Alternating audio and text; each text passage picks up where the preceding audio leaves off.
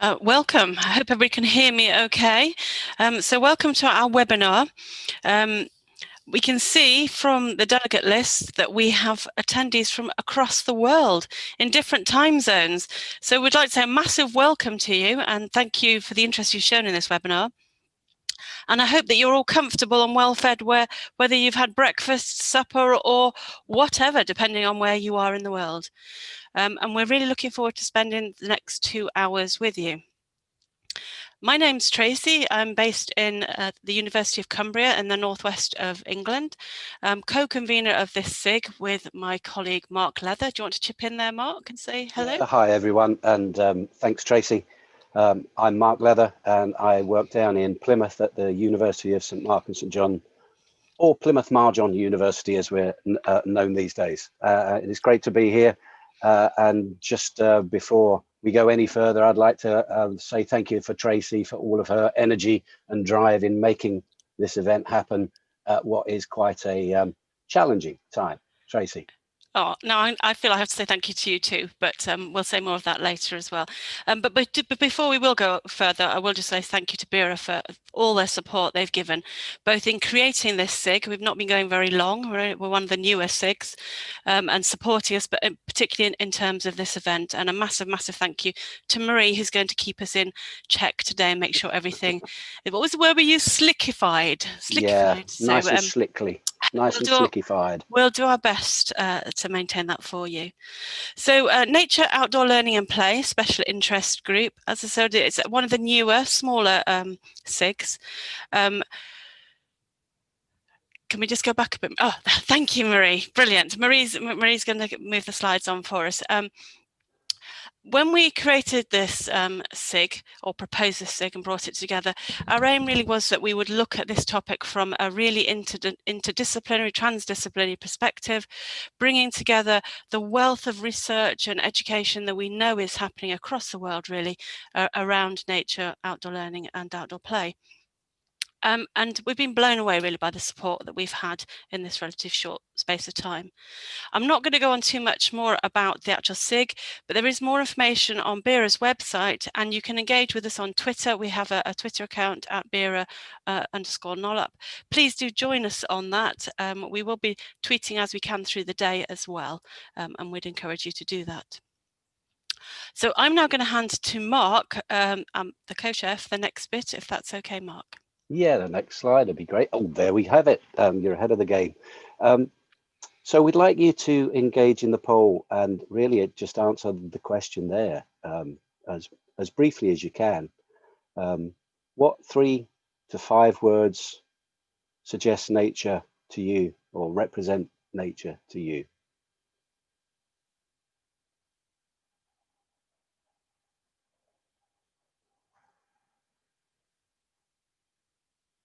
Great, we've got some responses coming in. So 3 to 5 words.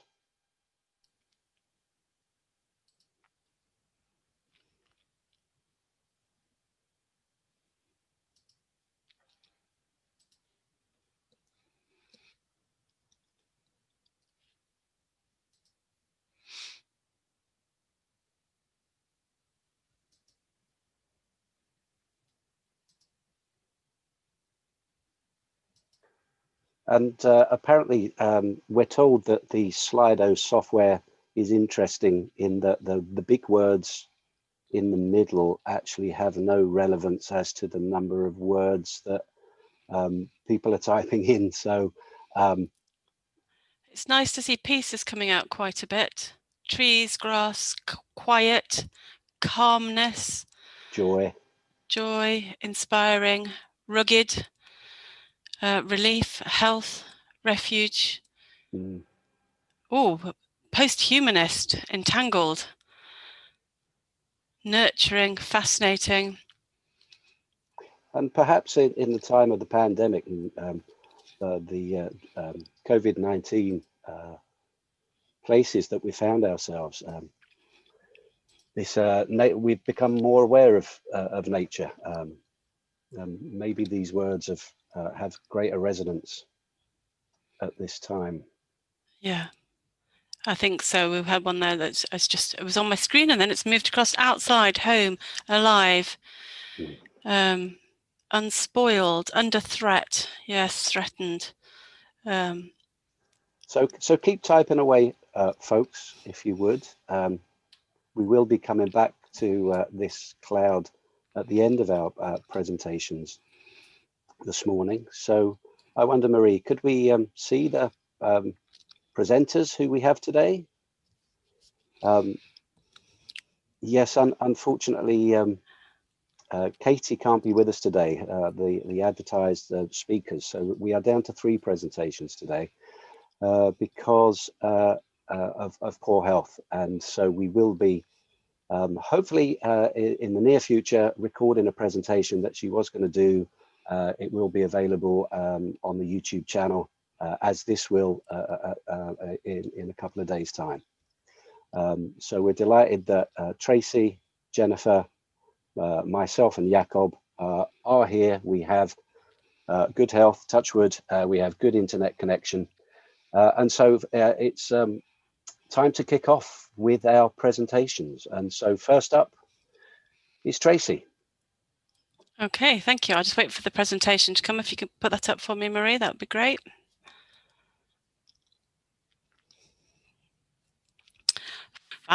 Fab. Okay. Once, when the world was young, humans and non-humans coexisted with awareness and respect for each other's place in the world. Those days are gone. Forests burn, glaciers melt, and 1 million species face extinction. Sir David Attenborough warned us in 2019 that our planet hangs in the balance. But the only way to operate is to believe that we can do something about it. Education is key to this, and there are plans led by nature writer Mary Colwell and MP Caroline Lucas to develop a new optional GCSE in natural history, which is designed to help students develop a greater understanding of their natural environment. This will involve consultations between exam boards, DFE, teachers and subject associations, and we'll discuss this a bit further later on. Now is the time to ask critical questions around how we may combine science and arts-based approaches to shift perspectives away from a human-centered view of the world to one that views humans as only one thread in the web of life. Also, to explore how things like this GCSE may fit within the wider landscape of lifelong natural history education. Each paper within this webinar will outline the rationale for their proposed approach and offer evidence-based suggestions for incorporating this into teaching practice. By sharing stories from our research studies, we'll demonstrate the importance of shifting perspectives through pedagogical practices so that we can positively affect societal and environmental change. Next slide, please, Marie.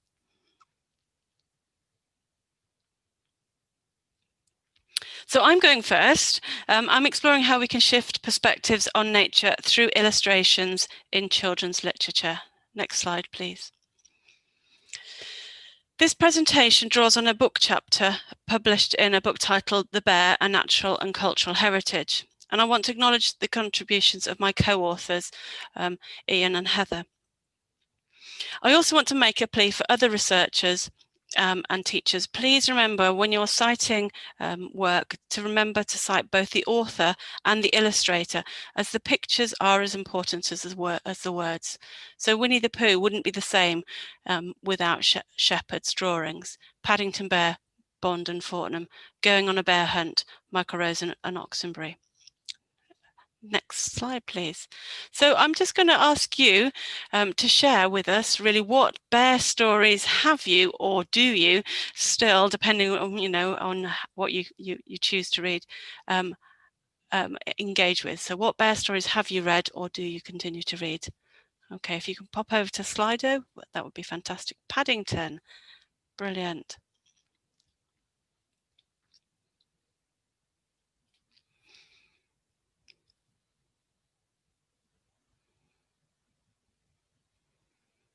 Going on a bear hunt. Going on a bear hunt is an interesting one. It's been very popular during lockdown. I don't know if people have been aware or joined in with putting bears in their windows. It's certainly something I've done for months on end. Assortment of bears in my windows for people who are going out walking to engage with. Winnie the Pooh, Winnie, Old Bear Stories, Wolf Brother. What else have we got? Rupert, Kleiner Bear, Little Bear. Oh, nice. Goldilocks and the Three Bears. I may be mentioning Goldilocks a bit later. Old Bear and Friends. I love the Old Bear stories.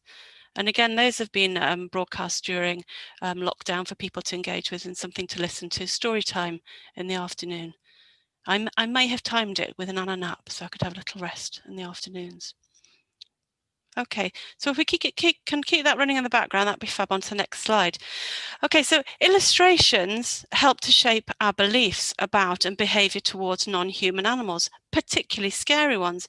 If we believe that an animal will naturally want to harm, kill or eat us, then the mere idea of a coexistence becomes untenable and foolhardy. I'm focusing on children's literature today as it tends to relate to pedagogies more than other disciplines. However, the aim of most literature is to show or teach us something new, or to encourage us to look at something in a different way. And the distinction between literature created for children and older readers is frequently an arbitrary one. Indeed, the traditional tales from which many children's stories are developed, and we're thinking there of folk tales, legends, myths, fables, they come from a time before the concept of childhood actually existed. They've evolved from oral stories that originally contained elements of violence, child abuse, neglect, cruelty, and obscenity. Next slide, please. Over time, they've become sanitized and purified, deemed more fitting for the ears of children. The stories we now perceive as classic children's stories were mostly adapted from adult versions, and the methods we chose for doing this reflect how we experience and know the world, and how we want children to do so. However, books for children are not just about the words. The pictures are also important, providing them with an artistic value and stimulating the imagination. Next slide, please. In this presentation, I'm making the argument that bear illustrations are more than just images. They inform our perceptions and our anticipation of the real animal, and they may determine our resultant behaviour towards it. There is a well-documented hazard to wildlife of people trying to get too close, trying to get selfies or photos of wildlife becoming habituated to humans, leading to them being perceived as a greater risk and leading to animals being further hunted, persecuted, and endangered as a result. Yet it's believed that bears have at one time or another lived in the wild on all continents except Australia. But in recent times, their range has been significantly reduced due to increasing pressures from human activities such as agriculture, urbanisation, and the demands of an expanding human population. This has resulted in loss and fragmentation of habitat, together with the impact of unregulated hunting. Now, the relationship between humans and large predatory animals like bears is a complex one, with blurred boundaries and ambiguities, and this is evident in the varying representations of them. Animals in literature are seen as both symbols of the non-human world and symbolic of human character traits. It's a way to convey a culture's ideas about relationships, both among humans and between humans and animals. So within these animal tales, there are many different images dependent on the nature of the book and whether it is based on fiction, non-fiction, fantasy, or fact. Their inclusion may have the aim to entrance, to bewitch, to entertain, or it may be more about educating and informing. As an example, conservation stories are used in various ways to encourage people to visit places and to help them connect with the animals and the landscape there. The task of these stories is to illuminate and enhance and bring meaning to those experiences. And conservation stories have a foundation in empirical science, yet they embrace narrative, emotive methods to convey information in a manner that will resonate with both listeners and readers. They are more than just stories. They're peer-reviewed for robustness, and they have a strong evidence base, and they aim to help bring conservation science to life. There's also a recognised genre of eco-edutainment books, which have the aim of providing advice on how to save the world from environmental catastrophe by encouraging children to become environmentally aware world citizens. And the animal illustrations in these books tend to be more realistic and contribute to the environmental message of the book. In contrast to this genre, animals in popular stories designed to entertain the reader often show little resemblance to the real creature. For example, Winnie the Pooh, Paddington Bear, and the various incarnations of Care Bears that we saw from the 1980s onwards. A notable exception to this is the illustrations in the original version of Kipling's The Jungle Book.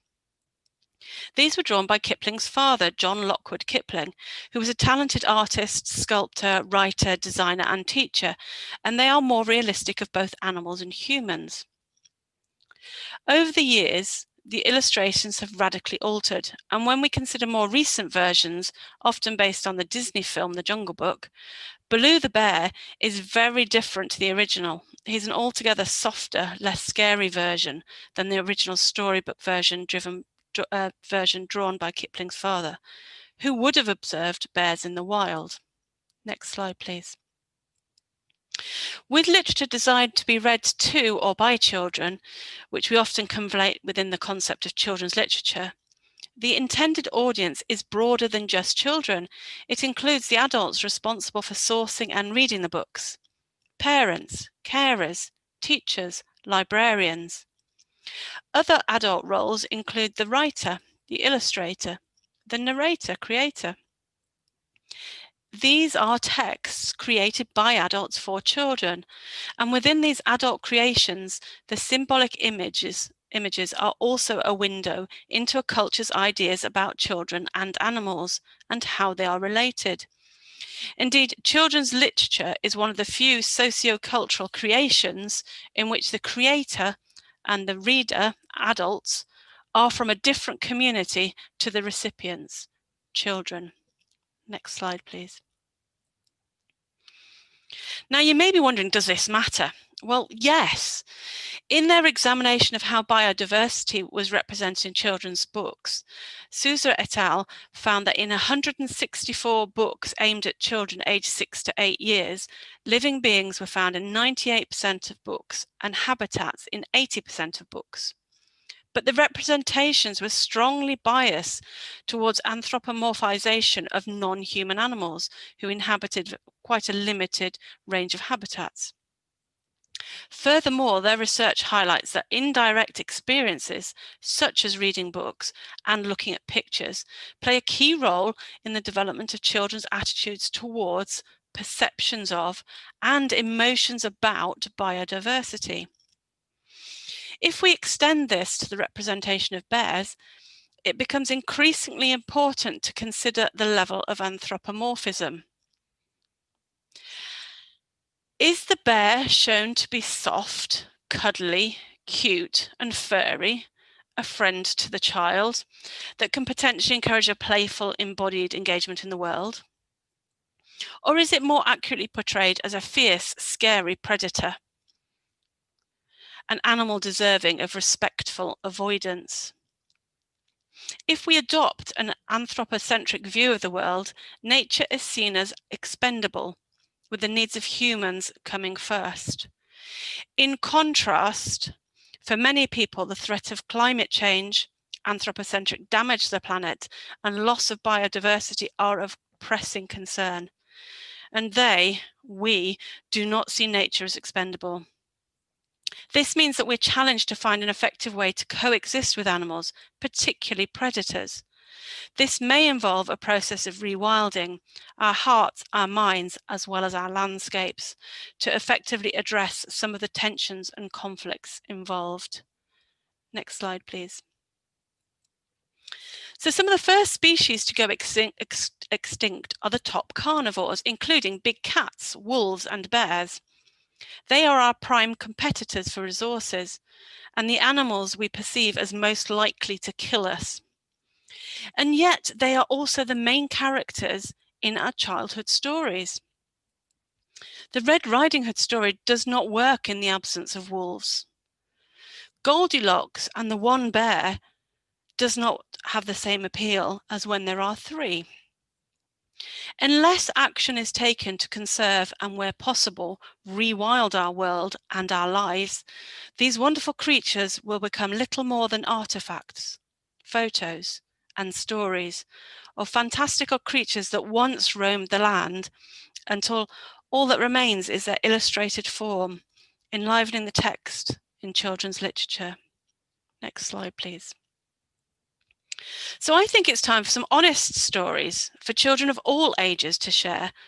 Alongside the tales of teddy bears that entrance, entertain, and delight, let us add some stories that encourage respect for bears and other predators, and illustrate the need for them to be given the space to be bears in all their wondrous and fearsome glory. In being more mindful of the way we illustrate our stories and the stories we choose to share with others, we can contribute to shifting our perspectives on nature to a less anthropocentric one where coexistence is possible. Thank you.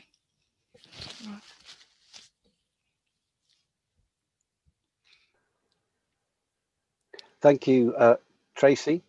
Thank you. There are currently, I can't see any questions. I think people have been so enthralled by your presentation and your lovely illustrations that they're not able to type. And we've been chatting as presenters, and we love the idea of rewilding our hearts and our minds, as well as the land.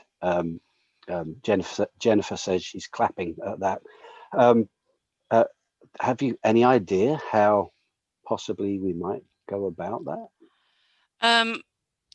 Education. We have to start young, and I'm going to pick up on some of the really brilliant recent initiatives. So the Lost Words initiative with Jackie Morris and Rob McFarlane has been awesome, really, in starting that conversation.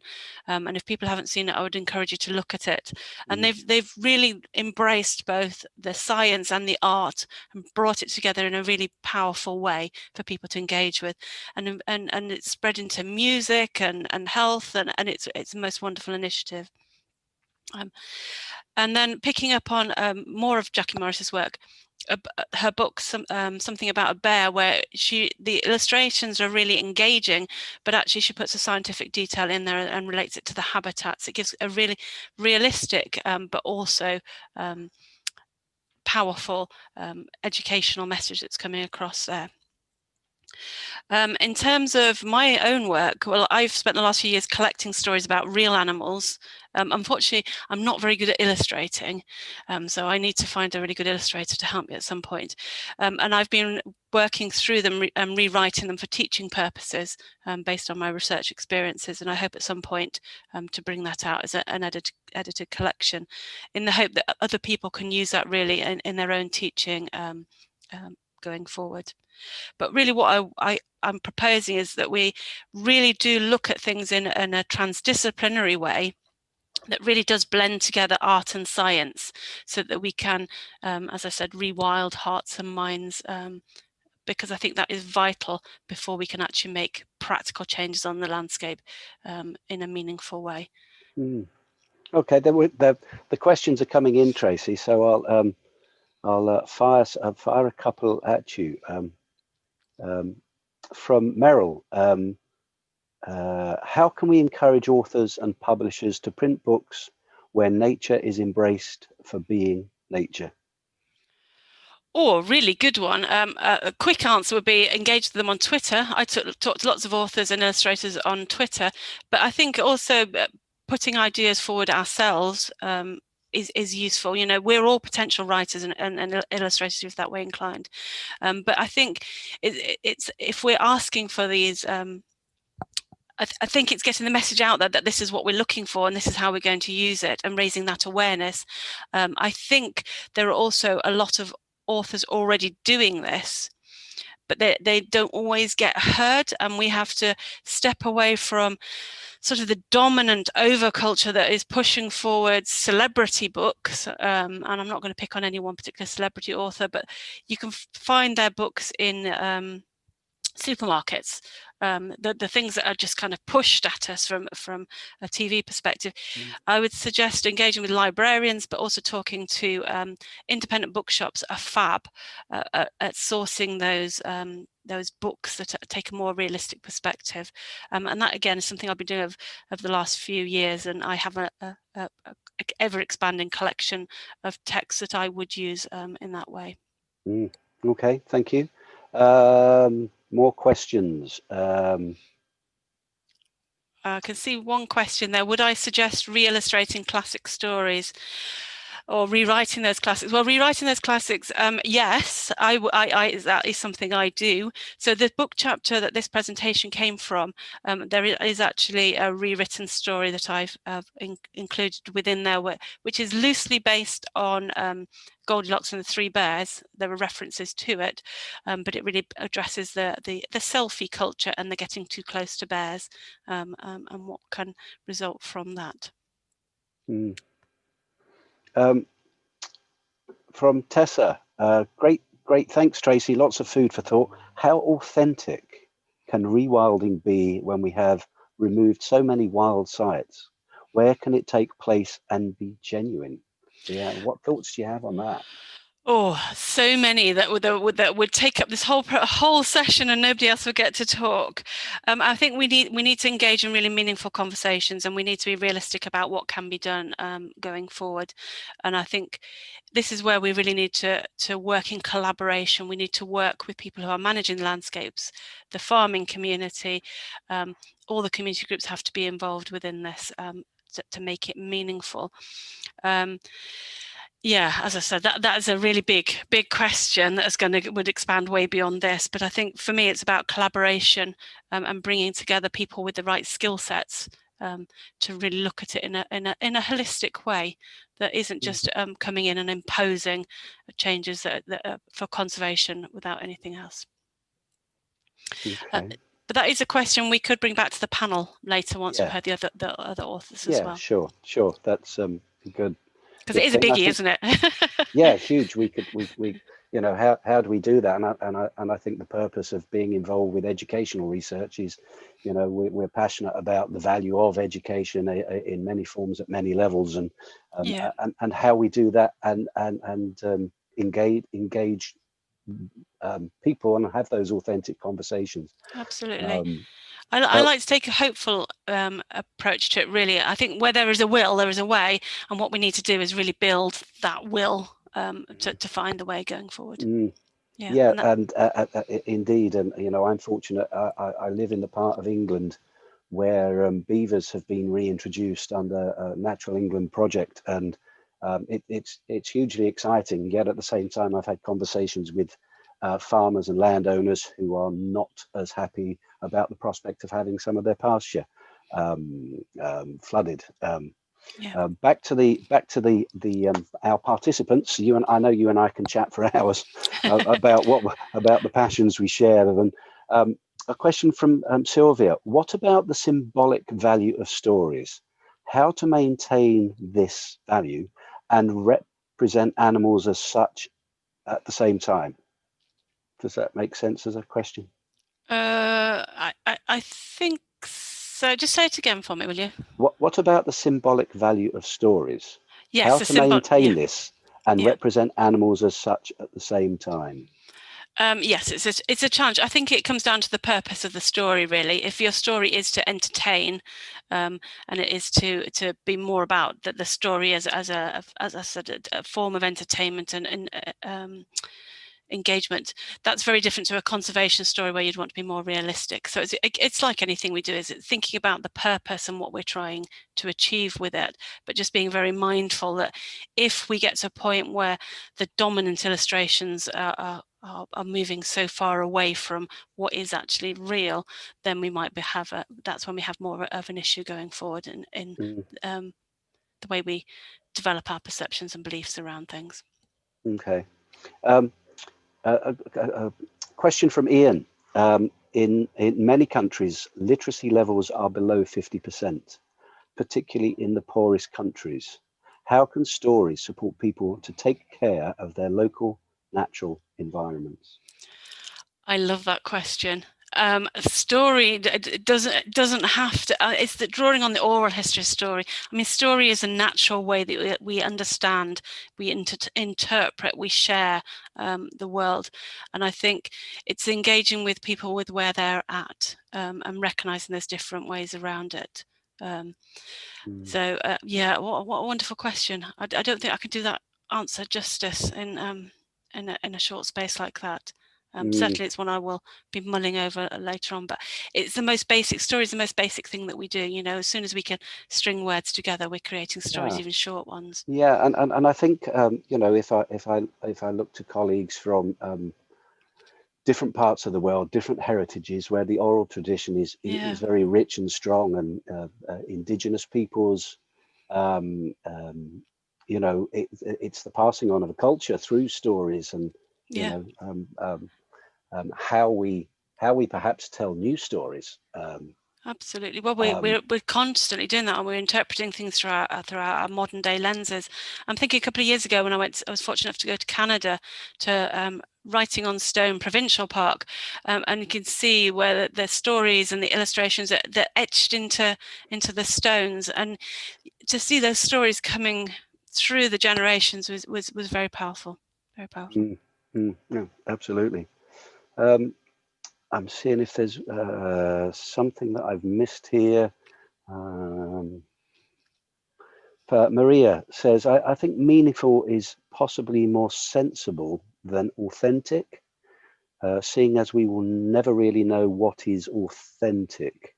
Yes, and Wow. authentic can, yeah, I get that completely.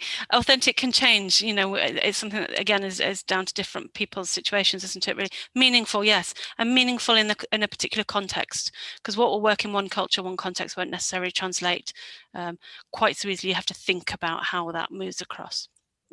Yeah. Okay, just seeing. I think that's about it. Or have I missed this? Keeping track of multiple screens and having a conversation and trying to represent people who are tuned in.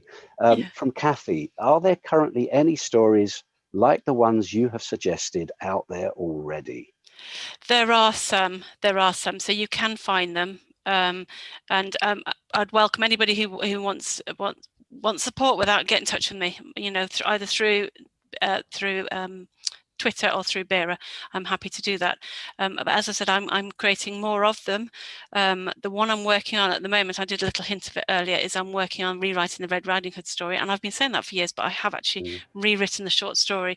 And again, that is going to be unpicking our relationship around wolves. And because as soon as we say rewilding, people have this image that we're going to bring back all the really big scary things, and actually we need to face that. We need to have that conversation. We have to talk about all the other things that we're talking about in terms of rewilding as well. So yeah, I really would invite anybody who may have questions or comments or thoughts, do get in touch with me. I'm happy to talk to you. Always happy to talk about this. But also you know, if anybody particularly wants to pick up on, as I said, my next project really around wolves, please do follow up with me. Okay, so what do you? I think we've got time for one more question before we move on. And there's one here. What do you consider the difference to be between nature and ecology? Is our use of the word nature somehow misleading, separate, and in itself anthropomorphic? Is there some better terminology to understand the human as integral within the natural world? and you've got 2 minutes. I've got 2 minutes. Absolutely. I mean, I'm aware when I'm talking in a more of a research setting, or in philosophical conversations, and we talk about more than human, and we talk about entanglements, how we're all part of a common world. We are nature. We're not separate to nature, but nature is a very contested term, just a very construction of the word nature. I went into considerable detail around that when I was doing my doctoral study on this, and I unpicked and said it's a real problem sometimes that we use the word nature, and then I came back and said, no, I am going to use the word nature, and the reason I'm going to use it going forward is because people recognize it. It's an everyday term that people can latch onto.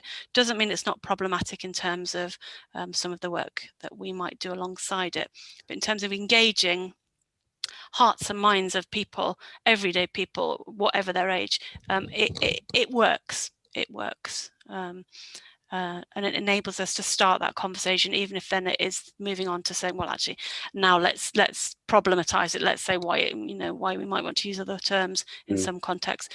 But in terms of starting that conversation and engaging as many people as possible into that conversation, it works as a starting point. Okay, thank you.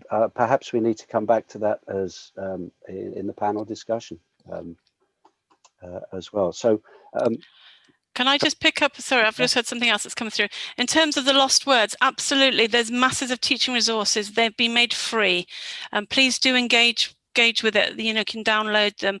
The latest book out is called The Lost Spells. It's beautiful.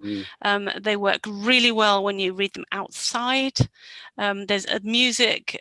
If I could, I'd have played the Blessing song to you. It's amazing. And the resources have been made free to everybody. You can download them, access them, and use them. Yeah. Okay. Okay. So I don't know how we do a virtual round of applause, but a virtual round of applause from me.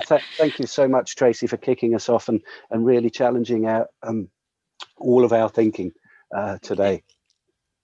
So that brings us on. Or maybe a couple of minutes early, but I think Jennifer will be ready, and I'll hand over to Jennifer. Hello, welcome to, well, hello from not so sunny Wales. I am in the middle of a thunderstorm, and one actually took damage to house in Carmarthenshire. So if I suddenly disappear, it's lightning has struck my house. That's not something you ever think you'd start a conference with. Okay, so thanks very much to the Bera NoLab group for having me. And so I'm going to talk about how we can shift perspectives through digital fiction. And Tracy was talking about how we can put science in arts and arts in science.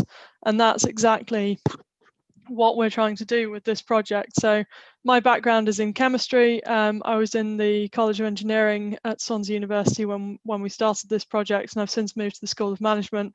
I've got colleagues in, Dr. Skeins, oh crumbs, is no longer at Bangor. She's at Bournemouth University now. Sorry, I've got the right logo and the wrong title. She is a creative writer, a digital fiction writer. Ruth Horry's in psychology, and then we've had educational support from a number of active teachers and pedagogical researchers. So it really is something that has kind of combined arts and science together. So first slide, please. Next slide, sorry. Okay, so a bit of a reality check, because this is really important. So I'm going to talk to you about climate change, how we educate students about climate change using digital fiction. Why is this important? Why should we give a monkeys? So these are the projections from 2 years ago about where we could end up. And so the nice light orange projection is where we have not very high, getting really distracted because there's a chat function on this and it keeps popping up. Okay, so we've got warming stripes from Professor Ed Hawkins at Reading University. So every stripe represents a year. The darker blue it is, the colder the average temperature, the redder or orange, more red, more black it is, the hotter the average temperature for the year. And this is compared to pre-industrial levels. And so you can see that we are at a turning point here. So the little arrow points to 2018 that you can see is much hotter compared to any of the years before. And then these are the projected temperatures that come from the Intergovernmental Panel on Climate Change. And so if we do nothing and we really go nuts on burning fossil fuels, we'll end up at our CP 8.5. And you can see that we're looking at an average temperature rise of 5 degrees by 2100. Now that black looks horrendous. We're already seeing some really nasty adverse weather events. We've seen the last ice shelf cracking up. We're starting to see rising sea levels already. So what we really need to do is make sure that we head for this RCP 2.6. And I haven't even bothered adding the 1.5 degrees by 2100 because I think that's gone, basically. So we need radical action even to only have 2 degrees of global warming by 2100. So what do we do about it? Next slide, please. So we can drastically cut our emissions and we can start now. So this can happen on a personal basis. So we're hearing a lot about changing our diets and changing our transport habits. And also insulating your house can have a really dramatic effect. There's loads of government grants available to do that at the moment as well. So if you're in the UK, do look into those. You can get up to £5 to help insulate your home. We can have political pressure. So I've got Greta Thunberg behind me. And we can go out on school strikes. We can support school strikes in school, template letter, and we can also educate. And of course, this is the point of giving the bearer talk. So there is a program, UNCC Learn, if you want a bit of support on how to teach climate change. That has a few different workshops that you can go through and learn about the different political aspects, the different adverse event aspects and that sort of thing. But I'm going to talk to you about UNCO2, which is a project that we've developed and the collaboration. So next slide, please. So UNCO2 was born out of a bit of frustration with science outreach, actually. So I was going to some science festivals doing outreach about climate change. We would talk to people about their carbon footprints, but we didn't know whether we were having any long-term effect. And so I went to a gathering called Welsh Crucible, which had a number of different researchers. And I went with that question, is there a way that we could teach climate change that would affect behavioral change and make that something that was measurable? And so I met up with the colleagues that I said earlier, and we started to put together this project, UNCO2.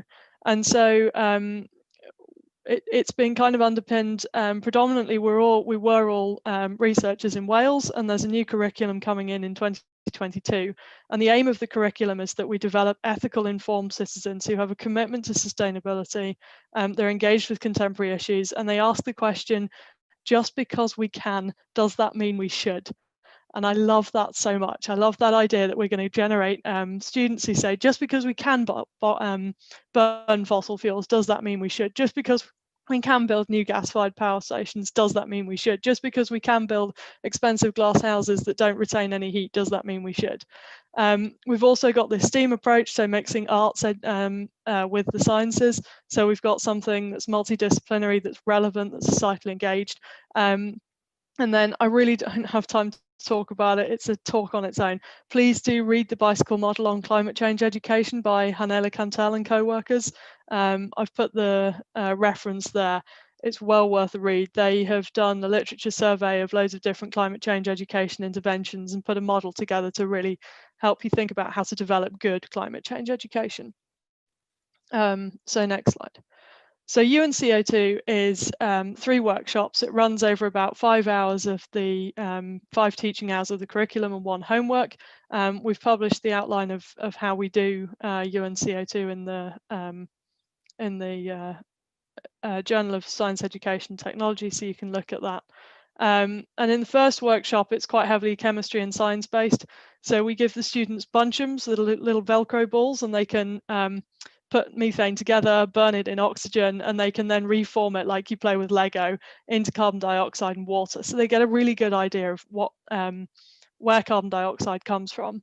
And we then, next slide, please. So we then give them a worksheet and we get them to think about their morning routine. And so they think about what they eat, how they get to school, what their journey length is, and then they calculate the carbon footprint for those first couple of hours. And then we group them up and get them to think about changes that they can make to reduce their carbon footprint. So we give them a target of 1/3, and they have to work together and kind of collaborate to make decisions. So then this feeds into the next workshop. So next slide, please. Where they read an interactive digital narrative or a digital fiction written by Lyle Skeins. And so the idea is that they can personalize this. And it's got 6 different endings depending on decisions that they make during the reading of the story. So the first screen that they see is my top left, so it should be your top left. And so they get handed this com ID, so it's a mobile phone. And they can set it up so they can put their own name in, they can choose their gender pronouns, they can put in their friends' names, their gender pronouns, and they start. And we have a lot of people saying Shrek and Rambo. I don't know why those are so popular. And so in the story, the picture on the right is your com ID, so that'll flash up with different things that are going on. And then the bottom section is a selection of text from the story. So anything orange you click on will give you a pop-up, and anything blue will give you a series of options to make during the story. And so those options that you take determine the outcome of the story. So once they've finished reading the story once, so if they're a lower ability group, they find reading really difficult, we do this as a group reading. We get them to vote and it's really fun. It's really noisy, but it's kind of organized chaos. If they're higher ability and they like to just sit down at a computer and get on with stuff, then we challenge them, you know, you've got half an hour, how many different endings can you find? And we then give them a worksheet, sorry, and we get them to think through and reflect on what they've read and how that can relate to their own life. So then next slide, please. Okay, so this is an example of the worksheet, and so this is one for the lower ability students. So we've kind of scaffolded it a bit heavier. Next slide. So then in workshop 3, so between workshop 2 and workshop 3, they get a homework assignment where they're asked to think about a story to do with climate change that they would like to write.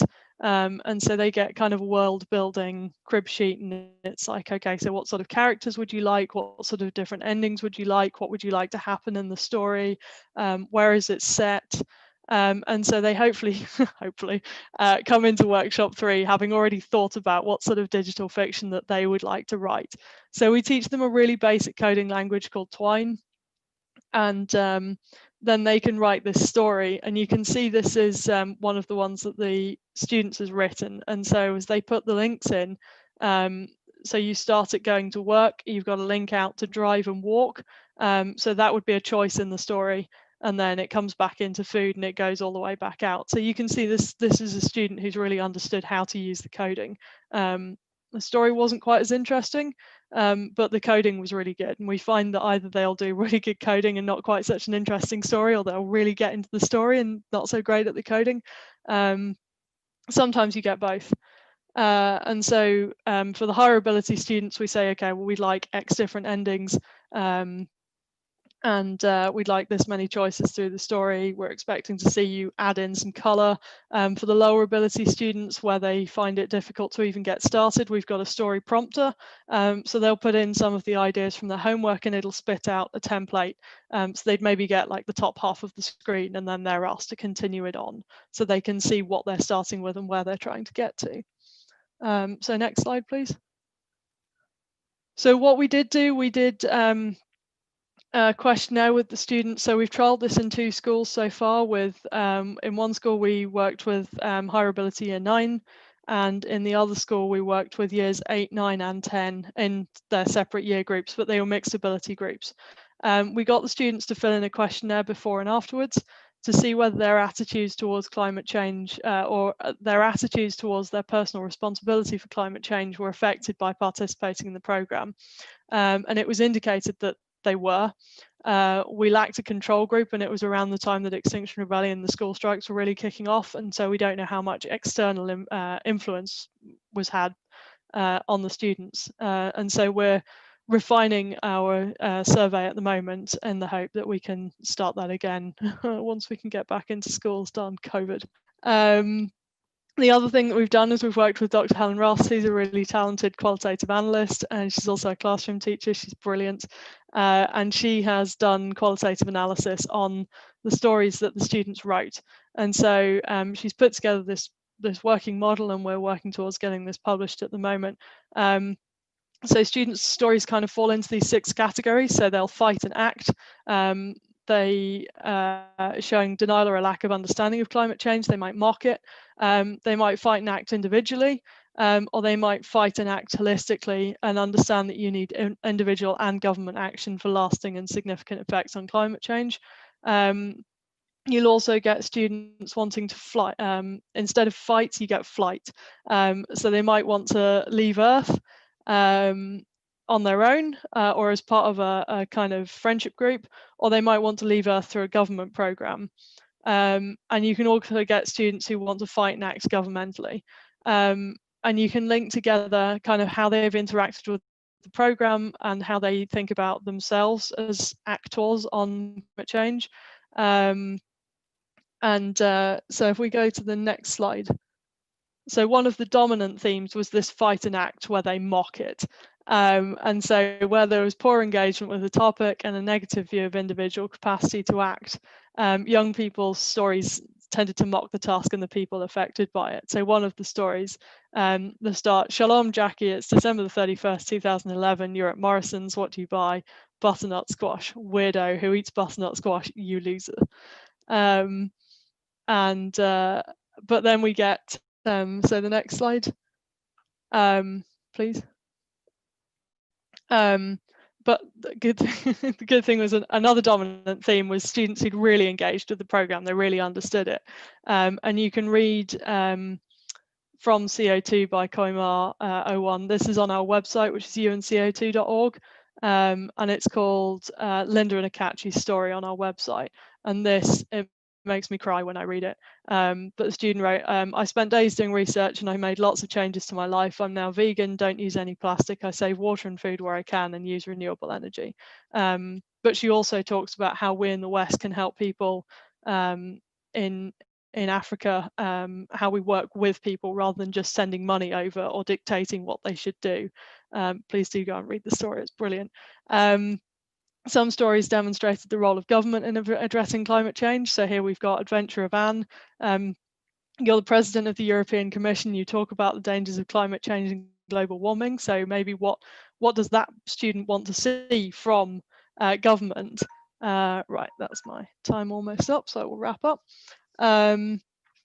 Another one, I don't think they realized, but they actually wrote about a citizens' assembly. It was, you are the king of Belgium, you gather all your citizens together to discuss what you should do about climate change. And this was before the citizens' assemblies ever made the news. It's amazing to think that students already know about that. Next slide, please. Okay, so how have we done in the context of our theoretical framework? So it's multidisciplinary, it's relevant, it's societally engaged, it bridges the classroom and the wider world. How have we hit the new curriculum for Wales? We've informed our citizens, we've hopefully get them to start thinking about being ethical and committing to sustainability. We've definitely engaged them with a contemporary issue and we've got them to apply their knowledge in different contexts. And then the bicycle model, we've thought about operational barriers to the project. We've given the students an opportunity to explore hope. We've hopefully balanced knowledge with thinking skills. So at the moment, during lockdown, we've spent a lot of time refining it to make sure that it's fully differentiated. And thank you to the classroom teachers that we worked with for that. Mr. Martin Steiner from Halcyon International School was a big player in that. We're very grateful to him. So if you go to the next slide, it's just some thank yous. So we've all kind of given up our own research time at our various universities. Dr. Helen Ross has come from Helen's Place, she's brilliant. Welsh Crucible put us all together in the beginning and they gave us the SeedCon funding, so that was fantastic. Please do go on the website. If you want, you can tweet us. If you're a classroom teacher interested in running this program in your school, please get in touch with me because we're having so much trouble recruiting schools to trial this. It's still very much in the kind of nucleus phase and we really love it to be expanded out of Wales and into the UK and even beyond. We've got funding for translation, so if you'd like to get in touch, please do. So yeah, I'm done. Thank you very much.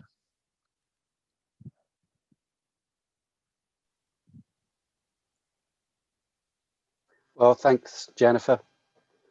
That was really thought-provoking, and we had some great questions. So I'll ask a few of them of you. And top of the list is actually a question that I put in the questions. So I will start with that. How can we engage and educate people playfully with humour to address climate change? Otherwise, it just feels so serious and dire and miserable. Do you have any ideas and suggestions on that? Definitely. So yeah, one of the worries I think we had from some of the classroom teachers when we started working with them right at the start of the program was, you know, we don't want to end up with all our kids in counselling. And I know climate change really gets to me sometimes, and I find it, you know, I opt out of a lot of the doom and gloom messaging. I work a lot more with climate mitigation because I can't handle it mentally by myself. And so that was a big thing in the program, and I think Lyle's digital fiction really helps with that. So you've got a com ID, you live on Metro, you take a shuttle port, you know, your canteen rations are a pre-packaged protein bomb, and so actually the digital fiction is written in a really clever way, because if you dig down, you can see exactly how those themes relate to our lives. But if you're not in a place where you can emotionally engage, then you don't have to. And I really like that kind of safety sphere there. The other thing is the student stories, and this is why we want to have some more to publish on our website, because I think, you know, Tracy was talking about the fact that adults write for children, whereas because we're working with teenagers, they can write stories for themselves. And I'd love to have teenagers come and read the stories. And I think this is where the coding is really interesting as well, because having those multiple different avenues in the story, you can kind of live in this virtual world where you're playing out. One of the things I learned about teenagers was they have real trouble thinking through the consequences of their actions. And so if you've got these different options, they're like, oh, what happens if I do this? And they can kind of walk it through. And then they're like, oh, but I could have done that, and I'll walk that through. And so I wonder whether it's a way for them to process through, like, oh, I could act like this, and what'll happen if I do that? But I could also act like this, and what would happen if I did that? And I'll go back to Linda and Akachi's story, because that one on the website does exactly that. I'm really interested in that process, because it seems to me that you're giving quite a lot of ownership. You're really encouraging that ownership of the story for the young people creating it, and like story craft and story making. And I really like that idea that, you know, it's an active process. You're engaging in it, and you're thinking about what will happen next if I do this. What will, and I really like that. I'm just going to pick a couple of questions that have been shared with us on sliders, if that's okay, Jen. I'll go for a couple of quick ones first. First of all, what does Teddy Greta sign say? What does her sign say? Oh, it says school strike for climate. And what age group is this program aimed at?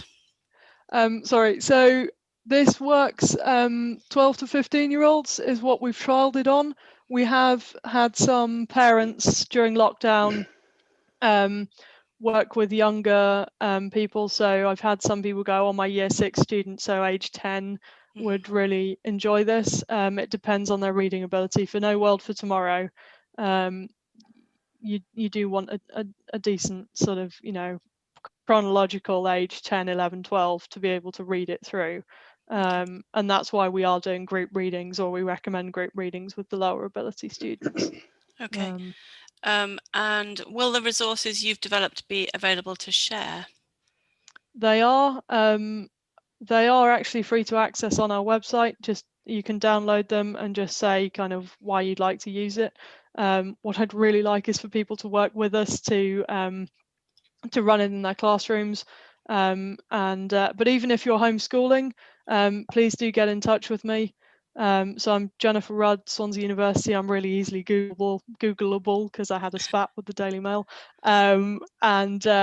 So yeah, please do get in touch with me about running it in a way that we can gain a little bit of data from you. But yes, if you really don't want to engage with us, that's fine. It's all free to access the full teacher's pack, no charge. There's another question here which is very similar to the one that Mark asked, although Mark skewed it towards being playful about it. But thinking about ecophobia, and do you feel that the approach that you're using is one effective way really of teaching students about climate change without creating that anxiety and fear about it, that we can do it in a more hopeful way? I hope so. I hope so. And I had some really interesting, especially because they get opportunity to mock it as well. Like you saw, Butternut's quite a few loser. I mean, we've got a number of examples where they've just decided to be a bit arsey about it. But that's fine because they wrote something and that's brilliant, and they coded something and that's brilliant. So we'll take it. I think the other thing is they've got a lot of free reign to pick something they're interested in. So one kid was really interested in the carbon footprint of football, soccer balls.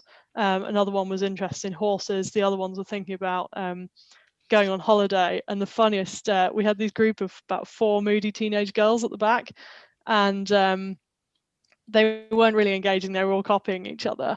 And then one of them just turned to the other and went, "Oh my God, like we might have to, stop flying or something." And the other one just went, "You what now?" And I kind of took the opportunity. It wasn't long after Greta Thunberg had done her trip from Sweden to Rome and then over to London, and all by train.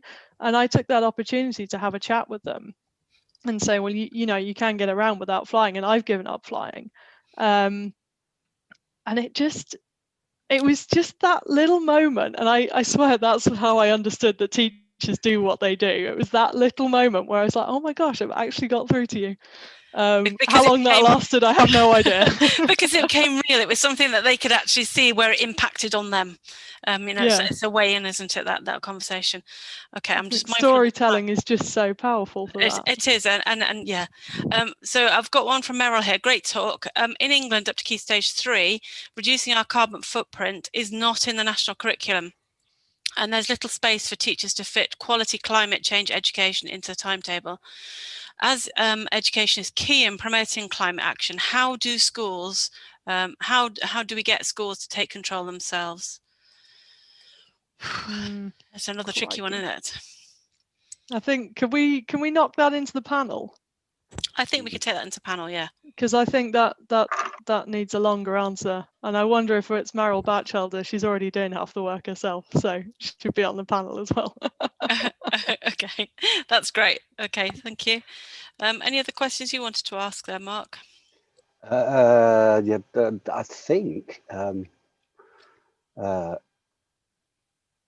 Yeah, I think we've covered them all.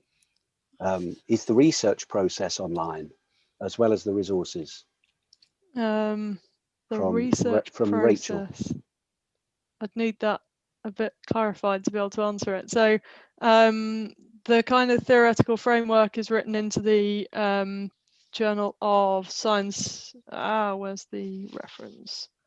So the Journal of Science Education Technology paper will tell you all about the psychology behind it and what we've tried to do there. And then we've got a paper that we're going to be submitting to sustainability in the next couple of weeks, which will talk about, hang on,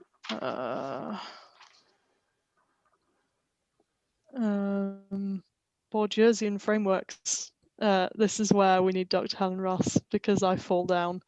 But it'll tell you a lot about the theoretical framework for analysing the stories quantitatively and the lens that they've been analysed with, because I know that can depend on which researcher that you ask. I'm just a humble scientist at that point. I think that Jennifer, your presentation has been lovely, and we feel and sense the passion as we did when we met you before. And I'd encourage people who have posted some questions that haven't been answered, that if you have a real interest in this, and bringing it into your school, your college, your university, to get in contact with Jennifer directly, either through BERA, through Tracy and myself and the special interest group, or through the powers that are Google. But for now, it's, I think, one of these from all of us. Thank you very much for having me. Thanks very much, Jennifer. Okay, I'm now got the lovely job of introducing Mark Leather and his co-presenter Jakob. So I'm going to hand over to you two for your presentation. Thank you, Tracy.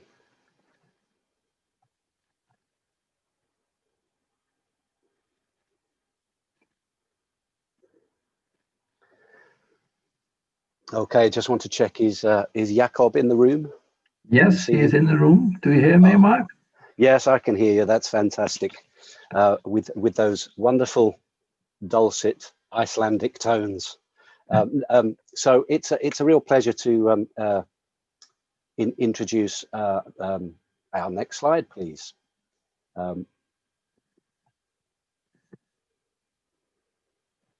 To introduce Jakob Thorsteinsson and to discuss shifting perspectives on nature through adventure, and in particular, a pedagogy of place.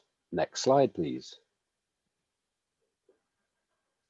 Jakob and I met a number of years ago, and I think this could actually be shifting perspectives through having fun and playful teaching.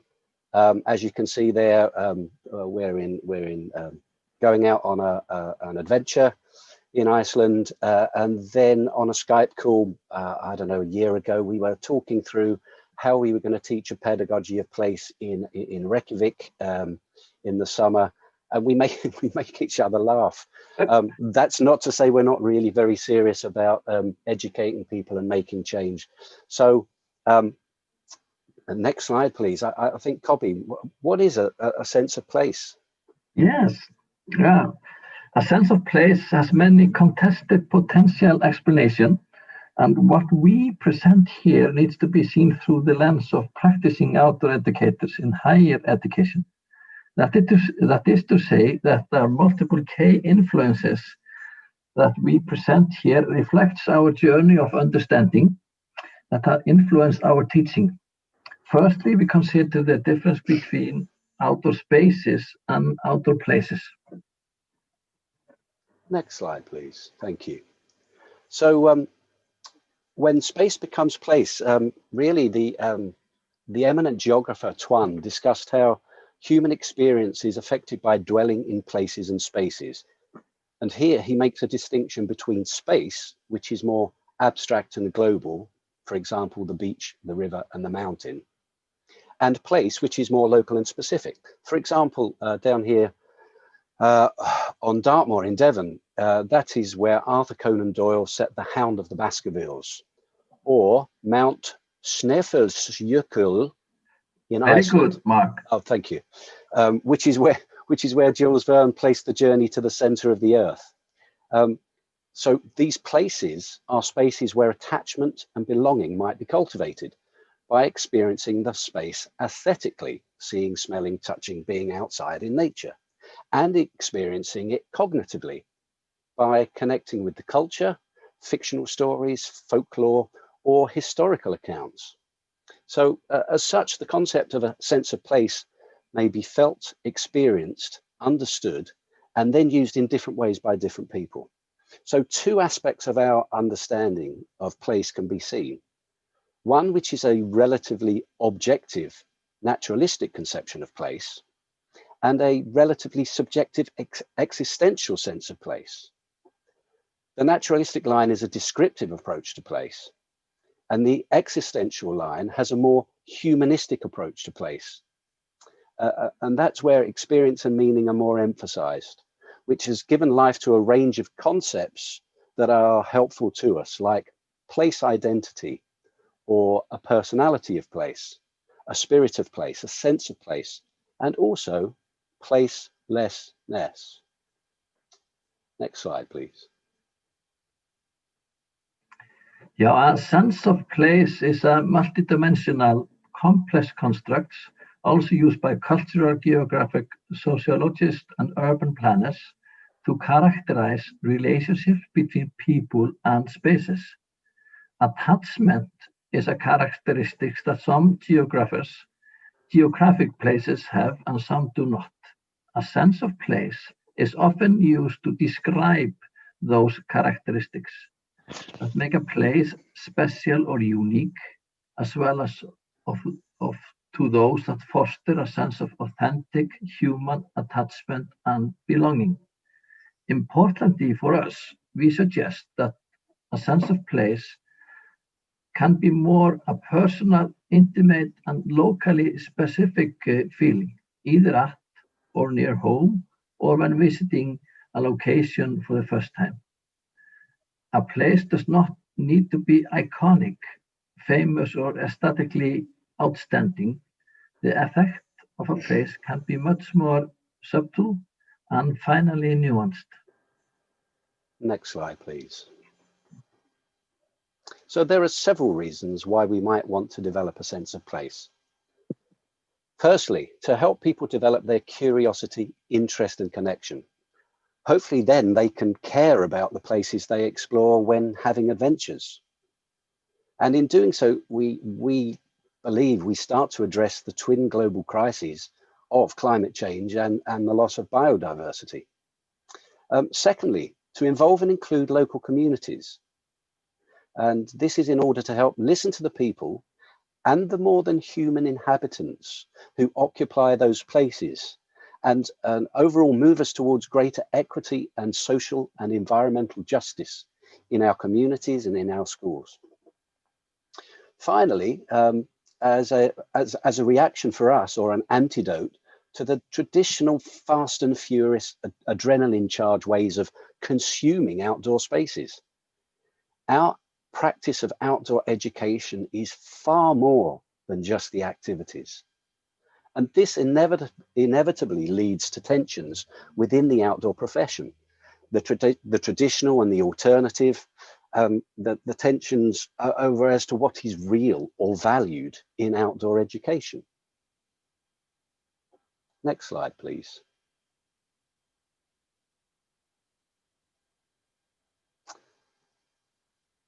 A critical approach to our teaching is essential.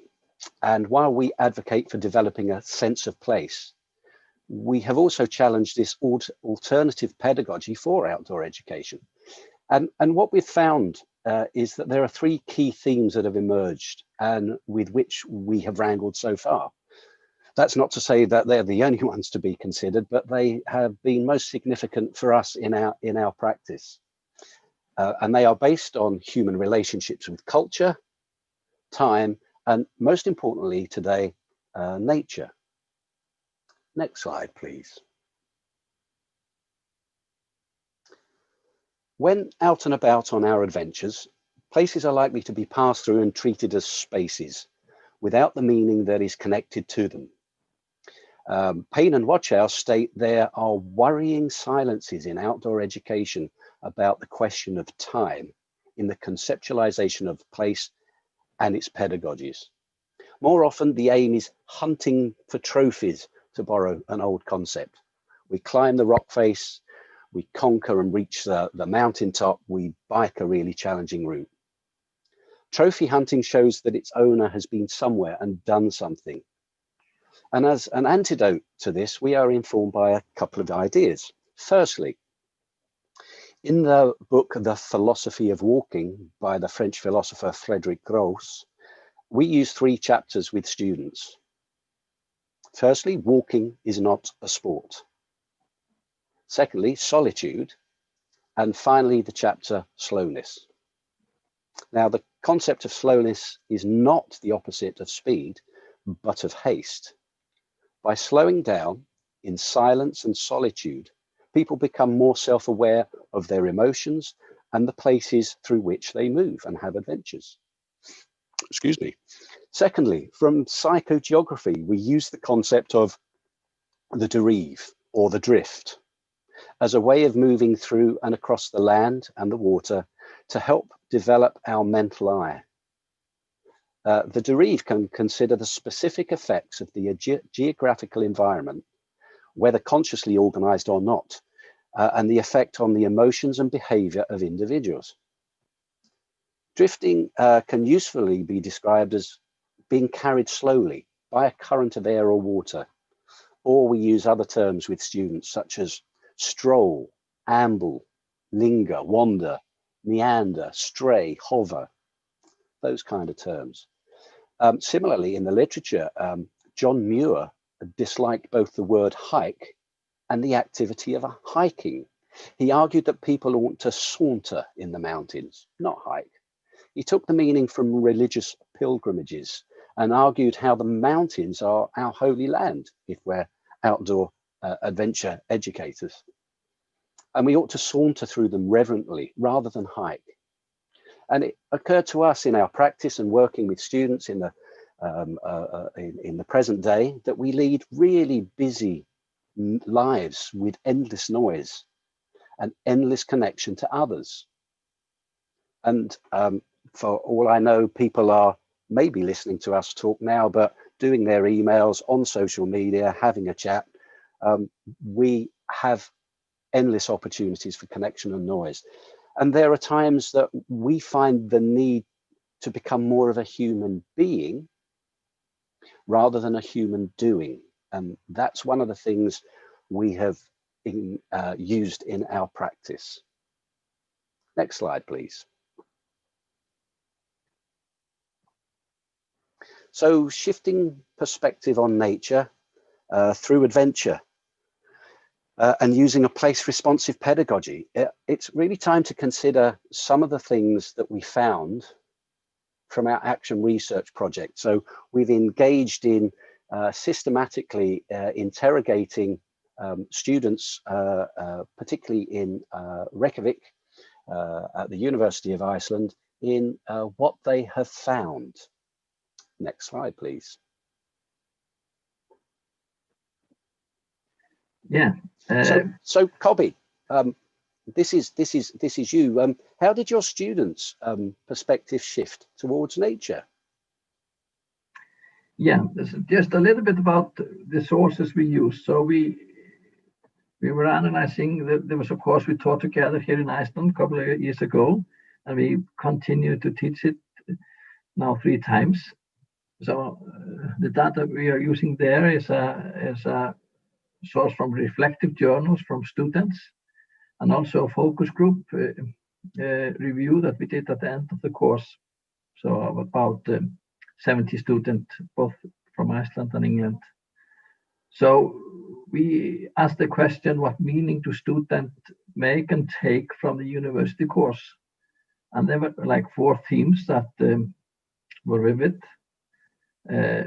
Blue spaces have meaning, the value of unexpected experiences, word terms and images that all contributed to the meaning making, and the embodied nature of learning. And here I would like to talk a little bit about one issue that was the theme words, terms and images, and importation and translation of place responsive and outdoor education into the Icelandic language. And their educational culture required some wrangling of the language used. And it was through the course a bit of stuff that we gave quite a bit of oxygen, I think, to try to help us understand.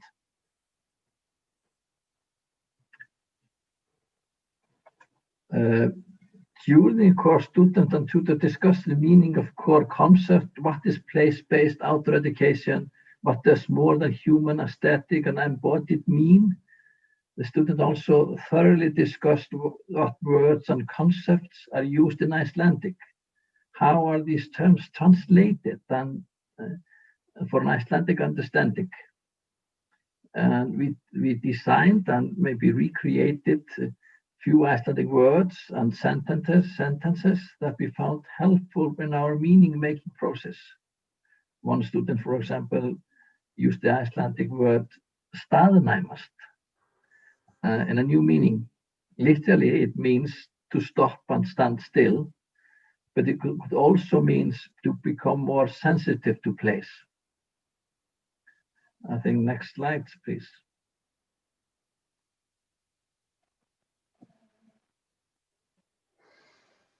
Mark, over to you.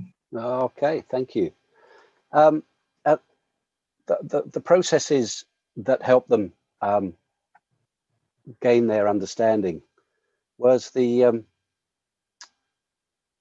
as is there on the slide, we're playful in our approach, and we have creative activities. There were opportunities to spend time alone for the students, and there were times when there were definite group activities that we brought together, and we played games, and there was we took on roles, and at the heart of it, we have these authentic experiences, traveling on the water, traveling over the land, and then if we go on to the next slide, please.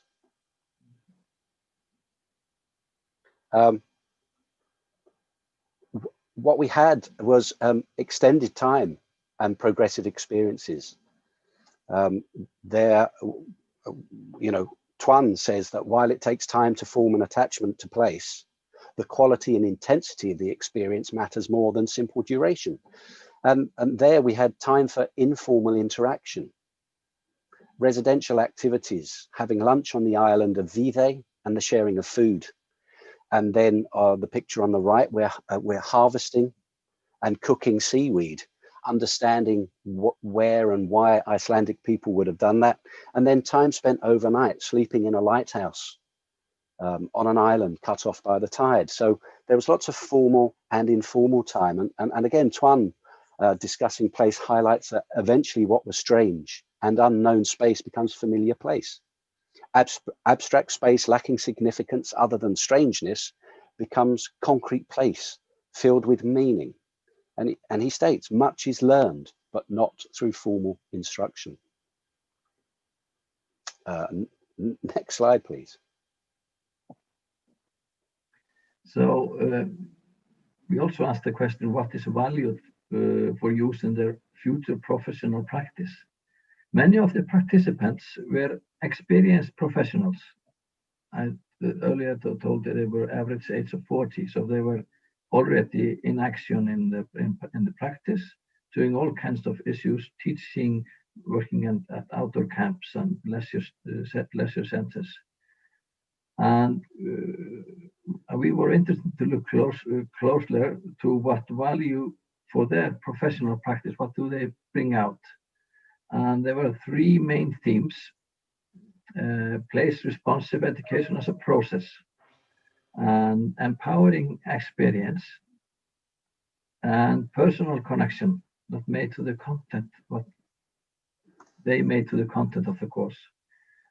And we noticed a growing awareness and confirmation of the arguments put forward by Watso and Brown regarding the fact that place itself is often an issue that is overlooked in outdoor education. About the personal connection, Notting's classical work discussing the ethic of care that considers care for self, care for inmate others, care for distant others, care for animals, plants, and earth, for the human-made environment, and care for the object and ideas. Essential in this ethic of care is the emotional factors and the reciprocity that is needed. And that was very vivid in the description of our students. Mm-hmm. And so next slide, please, is a summary. And then we thank you for listening. And we have a question for you. So if Marie, we can have that. Here's what meaning, how can you develop a sense of place adventurously to shift perspectives about nature? How can you develop a sense of place adventurously to shift perspectives about nature? If you could type in.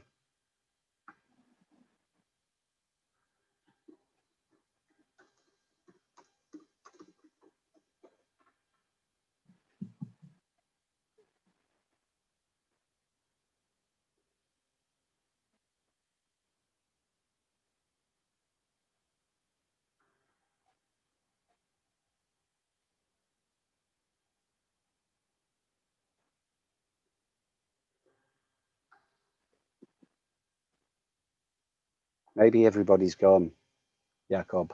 No, it's just happening slowly and gently. It's just happening slowly and gently.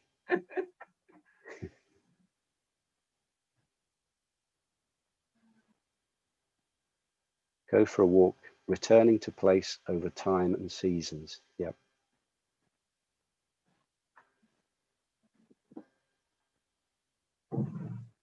Yeah, nice.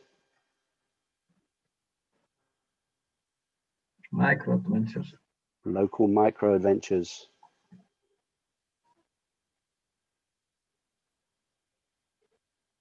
Engage with, quote, bad weather. Nice. Ooh, jump in with both feet. Pause and dwell.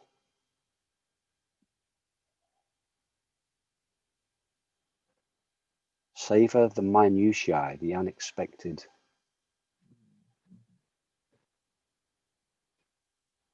Wild swimming, hands-on learning. This is great. This is observe the woods. Wild swimming, what is that like? That's called, it's not in a swimming pool. Okay. It's swimming in nature. It's what poor people used to do, because the swimming pools only used to be for the rich people. But now in 2020, it's a thing. Wild swimming is not controlled by people. You choose the place you do it. Swimming in the sea, not in one of your fantastic swimming pools. Okay, so we've kind of run over time there. So thank you for that. There's some key references, and thank you, Cobby, for joining us. I know it's not easy working in English, but it's certainly better than me trying to work in Icelandic. So thank you so much for participating with us, and the insights that working with you and a different culture bring to our shared understanding of what this is. Okay, I'm going to jump in now, if that's okay, and ask some questions. Although you did ask yourself questions, which you answered as you went along, so that was great. So thanks for that. You saved us for some of the work. I have a question for you. You mentioned about being as opposed to doing in nature or in outdoor spaces. Could you just explain as succinctly as possible what you mean by that? I mean, you gave us some examples, but yeah, the difference sure. between those. Well, if I start on this one, for me, it's about, we're always doing an activity as outdoor educators or as outdoor recreators. It's like, yes, well, okay, we've got a timetable, we've got aims, we've got objectives. Now we're doing this and now we're doing that. And the next activity is. Now that can be in a single session with one leader, or it could be your classic 5-day multi-activity holiday with the likes of PGL when they're allowed to reopen again. And so in our daily lives, when do we stop and just stare out the window and consciously, I guess we are doing something because we're consciously doing nothing, but it's I guess modern speak might call it mindfulness. It's about being present in the moment, and for us, not traveling so quickly across the landscape to get to the top of the mountain that we kind of go, well, let's just take a moment. And as educators, structuring some of that into giving permission to people to stare out the window, giving people permission to, it's a bit like in schools, free time and playtime. We know the best stuff happens at playtime.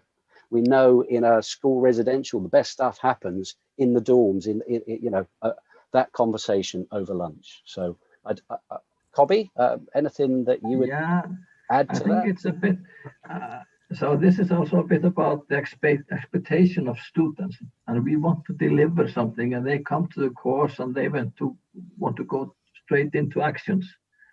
And I think that is one of the challenges we're dealing with.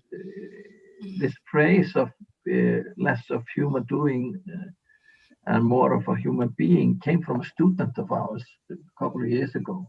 That he phrased that after we had stayed in overnight, and after that we have been, of course, before that, but now we have been like diving into like the book of The Slow Professor, or something, trying to, yeah, find that in ourselves. How can we tap into it? And I think it's a bit of a power.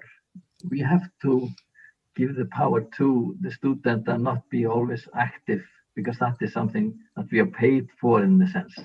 Yeah.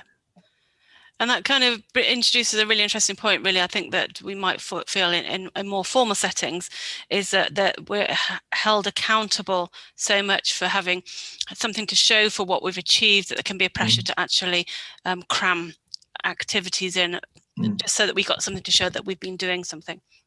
I'm going to lead into something else, if that's okay, which is obviously in recent events, we've all been forced to pause. You know, and we've seen a real debate, discussion, opening up, particularly in the early days or months of lockdown, where people seem to be engaging more with nature. They seem to be more openly talk about the joys of spring, the colours, listen to birds, and the real messages that were coming out were people engaging more with nature. And then what we saw as the restrictions seemed to be eased, it didn't follow through into people's behaviours. So suddenly we got all the stories coming out of people going to outside spaces as soon as they could, but leaving litter and not treating it with care.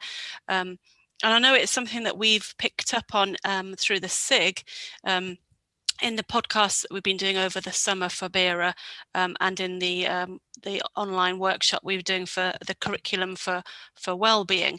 And I'd encourage people to check those out, available through BERA and on YouTube.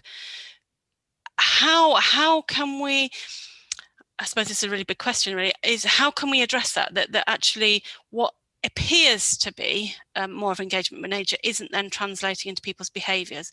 And I'm going to pick up on a specific question that I've had, which is actually, you talk about going to Iceland, Mark, taking students there, but how do you balance that carbon footprint involved in it? So, you know, we want to engage with these wonderful spaces, but actually, how do we do it without being more damaging in the process? Well, I mean, that's a really good question, and I think it was Jennifer's talk at BERA last year that I remember sitting through, and then going, okay, what can I personally do? And I think there's a fine balance between going and experiencing the world firsthand in different cultures, because one of the critiques of place-based approaches is being, you know, proud of where you are, which can lead to rampant nationalism, you know, the exclusion of others. And that is something to be cautious of. But I think to go and experience other cultures, other amazing places, offset with, you know, by being on the planet, I'm a carbon load. Yeah. I make my choices, and I try and have discussions with students. You know, I did have a plan to drive my camper to Iceland. Quite clearly, I'd have to get on a boat, and our boat's more polluting, and I don't know. And I choose not to eat meat. I only have 2 children, not 3. And it's more of a complex discussion. And I think we also need to work locally, you know. So we have students in Plymouth, we have school pupils in Plymouth who do not identify with Plymouth and its famous seafaring heritage because they live 3 miles inland in an estate. And so it's about, you know, encouraging and supporting teachers to and educators to use public transport, to bicycle, to get on a bus, to explore what is local. It doesn't have to be iconic. It was, but that's not to say we shouldn't be doing that. And I'd also say, as an argument, that these conferences are brilliant. The connectivity that we have through this, it's not the same as 3-dimensionally sitting in the room picking up on emotions, nor is my experience of an African lion the same, or a polar bear or a retreating glacier the same by just reading about it. And you know, so it's complex. There's not a simple answer. So I won't give one.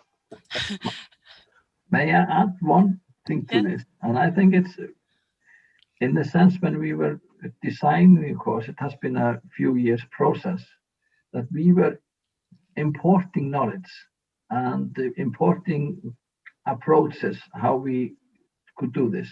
We could take 20 students abroad, or we could take one teacher home. Yeah. And I think this is also an argument that we are slowly building up the field of outdoor education in Iceland, and having people to come here and maybe involving through this process of working with Mark. We have conferences and meetings with a lot of local authorities. So by having him, and then we are acting locally, I think we also have to look at it in that more like a, yeah. I think what we're seeing here is that it's important to have these conversations, to have the discussions, and certainly that was our aim in setting up this SIG, that we would provide a forum to have these conversations about how we can do things in a I'm loath to say authentic, because we've already questioned that earlier on, but more meaningful way, and think about what we're doing. So really important to have these conversations openly and think about what we're doing. I'm just going to move us now further into the last bit of the agenda really for today, which is really the panel discussion. And I'm going to suggest that we start with the questions that are on Slido that we haven't yet answered or explored. And I encourage people who are out there, wherever you are in the world, to join in and put some more questions that you would like us to discuss as a panel. Okay, so I'm going to start with some of the questions that are here, and I'm just going to read the question, and then whoever would like to answer it, please do just step in. So I'm going to start with Chris's question. Actually, there's two questions from Chris, so I'm going to link them up. What do you see as the relationship between experience and meaning? Which is process, which outcome? And do you mean place or places? So that's a double-hander there. Just say the first one again. What do you see as the relationship between experience and meaning? Which is process and which outcome?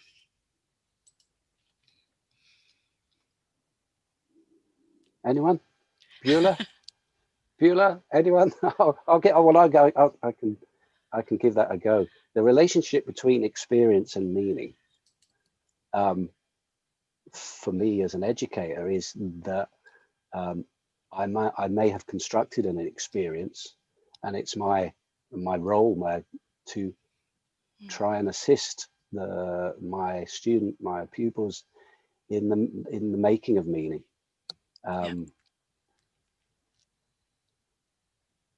It's all a process for me, but it's also, if you like, an outcome. It's a thing, is an individual meaning, and we'll have it. We have a shared experience here that, you know, as presenting on in a virtual conference, the meanings we make from it and are hugely individual. Okay, thank you for that. Add to this, yep. Just shortly, if I dive into the Icelandic word for the experience, so we have two concepts of our experience, similar to, I think, Germany and Danish.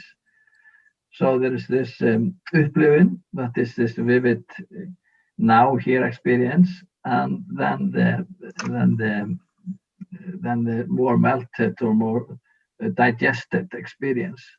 So I think if we dive into analyzing the concept, I think it's also useful to draw in different kinds of wording from other languages to a little bit see the threads. So there is something like what we were more drawing onto, like this aesthetic and embodied experiences, and how we learn through our bodies. And also, as our students told, often when we are learning something, our teachers tell us it would be nice to take a whole day sailing, but we haven't got time for that. But we say, well, let's do that. Yeah. What kind of experience? And it's lots of a slow and lots of waiting, and sometimes lots of time to be, well, say, not so interesting. Yeah. Like lonely or frustrated or something like that. But when you have to pass through it, yeah, So that leads really nicely into a question from Paula about how can we resolve tensions between a perceived need for targeted and directed fast-track learning and an ideal of putting, I love this expression, the meanders back into learning. So how practically, how can we address that? I think by deviousness. That is one way, I guess, Mark. Well, I think you decide what it is you want to do, and make sure that you meet the needs of the people with the list and the tick boxes, and you have, and in doing so, you need to think creatively and act creatively, and that can be really hard within the structures of primary schools, secondary schools, universities. But it's about being able to articulate and argue for the value of what you're doing. Absolutely. So that leads into the importance of research, really, around this, to evidence, the benefits and why it's so important. And it's something that we're all involved in, isn't it? And that research and building that evidence base to really justify it. This leads into another question. Oh, sorry. Yes, go on, Jennifer. Can I just jump in and say, I think also valuing break times. I'm quite lucky because I live opposite a primary school. But also hearing stories from my son, and he loves oak trees. He's 4 and he knows what an oak tree is, and he comes home with his pockets full of acorns. And he came home and he was like, "Mummy, my friend and I, we were stood under the oak tree and the leaves were twirling, whirling, swirling, and we were underneath them." And if he didn't have break time, he wouldn't be able to stand under an oak tree and just wonder at it. And that to me meant more than anything he's learned at school. Yeah. And fab. Thanks, Jennifer. Totally agree with you. And I love the language that was used there, the twirling, swirling, and really embracing it all. And I was very tempted to jump in and say, of course, we know the importance of acorns, or should we say haycorns, from the lovely Winnie the Pooh stories. But okay, let's go back to, so Meryl had a good question. I think it's probably quite a quick answer from us, really. In order to ensure people are aware of the responsibility of looking after the natural environment, should the Countryside Code be introduced into the curriculum? Yes. Yes, so I was going to do a quick answer. For me, that feeds into bigger discussions that we need to have around the purpose of the curriculum, what the curriculum's for, and I think most people would recognise that there are some changes that the curriculum could probably benefit from. Yeah, absolutely. There is a great danger of just going, the curriculum, school, the panacea for all of society's problems. And if you're a teacher and now being told, right, yeah, I've got to put something else in. All right, kids, here's the country code, here's the list. Learn the list, and yeah, we'll move on. If you could live and experience it, take people to a beautiful place, and perhaps even deliberately set up a whole range of litter. Or it's something I do with my students. Is we'll be sat on the riverbank having a lunch break, and I'll deliberately get my banana skin and throw it down and leave it. And then we talk about packing stuff in, packing stuff out, leave no trace. What would it be like if, and begin to try and understand it. But yes, put it in the curriculum. It's the tricky thing is, if we pack too much in, then everything just gets done at a superficial level, doesn't it? And it becomes too challenging for everybody involved. I'm just going to see.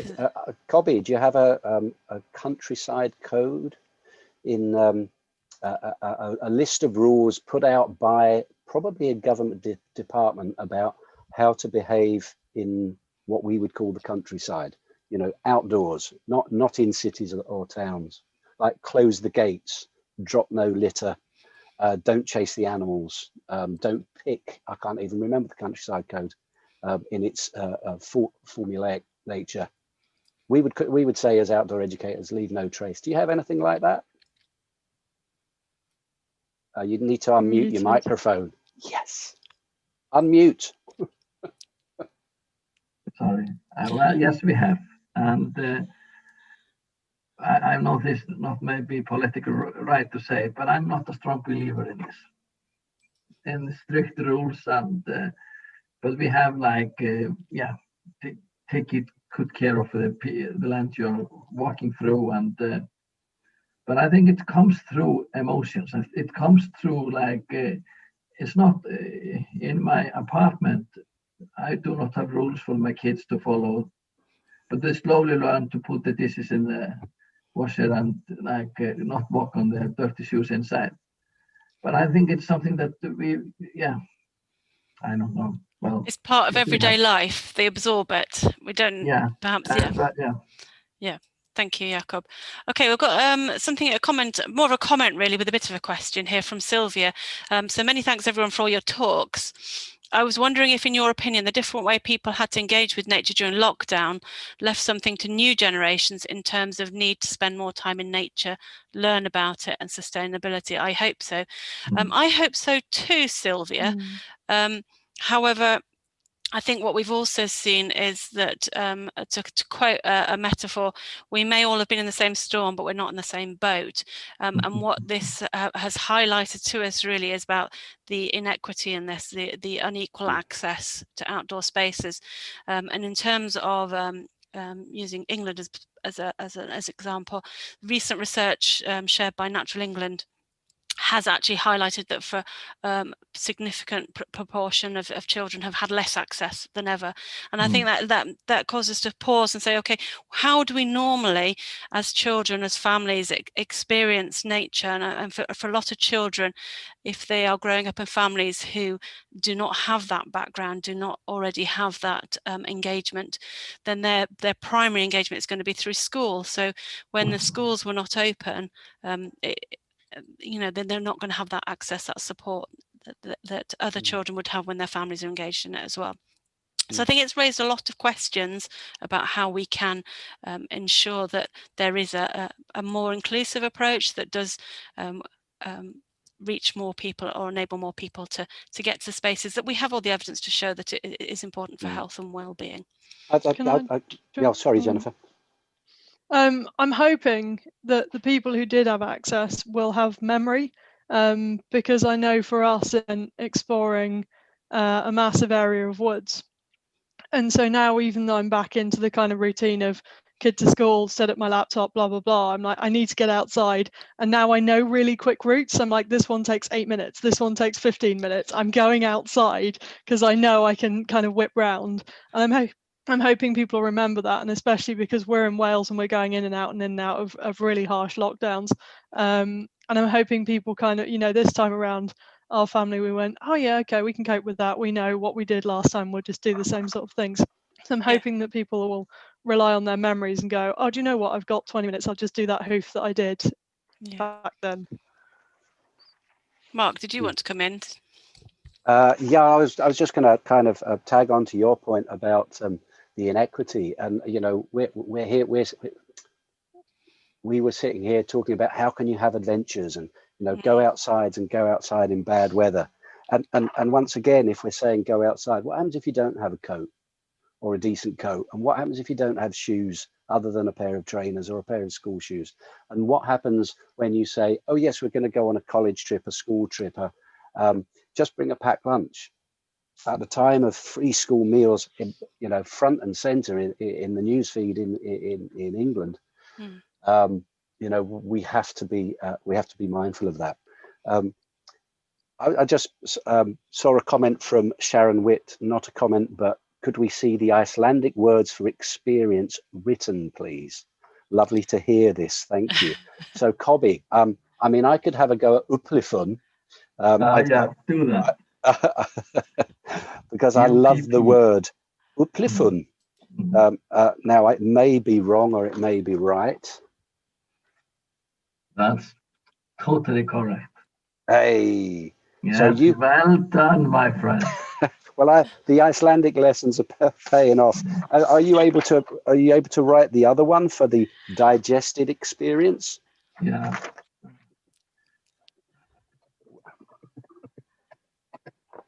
Sound it out for us. Right in our chat, Reynsla. Oh, Reynsla. Reynsla. I'll write that out. Reynsla. Yeah. Yeah, well done, Mark. Yes, Thank you. totally got The the Icelandic language is amazing. I absolutely love it, and it's so descriptive. And I really like your point about when we're considering, if I full circle back to the question about, is the term nature too nebulous, too not inclusive enough? Perhaps we need to go off and explore the Icelandic, the German, the French, the Latin, the Greek, the Spanish, all those, and many more languages, as to how many different words do represent what we're kind of trying to cover when we say nature, outdoor learning and play. That's probably not for now, as we've only got a few minutes left. But Okay. but I think that's useful, and it goes back to one of the questions that I was asked. That's kind of why I want to experience other cultures and try and speak the language when I'm there. Yeah. Okay, I'm going to go back to oh, you know me, I can't go that long without talking about bears. So I'm just going to pick up a couple of questions that have carried forward into the panel discussion. So how can we encourage authors and publishers to print books where nature is embraced for being nature? I think we keep asking for them. And make publishers and authors aware that there's a need there, and that hopefully will then bring more in. But as I said earlier, I think also we can start writing some ourselves. Certainly something I'm doing. Can I pick up on Alan's question here, which I think please. is So good? really, I was going to go to that one next. You go for it. Oh, okay. Are there challenges in storing animals that are least like humans, not mammals, not social, without faces? So sea creatures. Oh, absolutely. But then people manage it all the time. And I'm thinking of some of the most wonderful stories I've heard recently about flies is from the Natural History Museum in London, and Erica, and she shares them on Twitter as well. So, and they're fantastic. How to bring life to a story. She's an awesome story creator with this. Yes, there are challenges, but there's also a lot of fun to be had with it, and it's about playing around with it. But I would say with any of the stories that we're doing, it's really thinking about what is that purpose of the story, what are we wanting to achieve from it. You know, if we're creating or we're crafting a story that we're going to share with somebody else, do we have a purpose for it? Is it about sharing comfort? You know, as we know, some of the children's stories are about, you know, engaging with people in a comfortable way that enables them to perhaps talk about some of their fears and recognize those. Is it about imagination? Are we trying to encourage people's imagination? And I'm thinking about a comment I saw earlier. I can't see it on Slido at the minute, but it was there earlier around, how would I put a note on it? About how children can move quite readily between real and imaginary. And I would say, yes, they can, but we do need to experience both. You know, it's about not saying one is more important necessarily than the other, but to experience both so that and we get a more meaningful, dare I say, authentic view of the world, perspective on the world. And there was also a question around the idea that we used to live in harmony with nature is false. Could it be a problem? Yes, it could be a problem, depending again how it's used. It really depends on the context, the conversation that you want to have. We can't move away from the fact that actually, whereas previous generations maybe used to hunt predators, wolves, bears, with spears or bow and arrow, now we can shoot at them from a helicopter. You know, it's not a fair fight anymore. You know, we have absolutely abused our role in the world, really. Tracy, I'm aware that we've got some fabulous questions keep popping in, and my frustration now is that we can't just go, well, have a chat over lunch. Yeah. You know, let's grab a coffee. And you know, McKay's question of there are ways of valuing the natural world in cities. Can outdoor ed and nature pedagogies also be focused on nature and urban setting? Absolutely. Yes. And we do. And Yeah. you know, Jakob and my focusing on nature in Reykjavik, I mean, capital city of Iceland. But I'm also aware that it's now 5 to 12. We have the exit video from Marie, and I just encourage anyone who's still listening or still watching or watches this on catch up on YouTube, if you've got a question for any of us, please do get in contact. We are available through the Bureau website, SIG. We are available through the fantastic Google, other search engines are available. So please do get in contact and let's continue the conversation, because that's why we started having a SIG, and that's the purpose of today. And what I love about it is it gets us all thinking far broader, far deeper. And so thank you to my co-presenters, my co-convener. Thank you. Thank you all for coming. And big thanks to Marie for keeping us on track and sorting out all the tech. And I just wish she was available for all my lectures. And finally, a massive thank you to everybody who's joined in.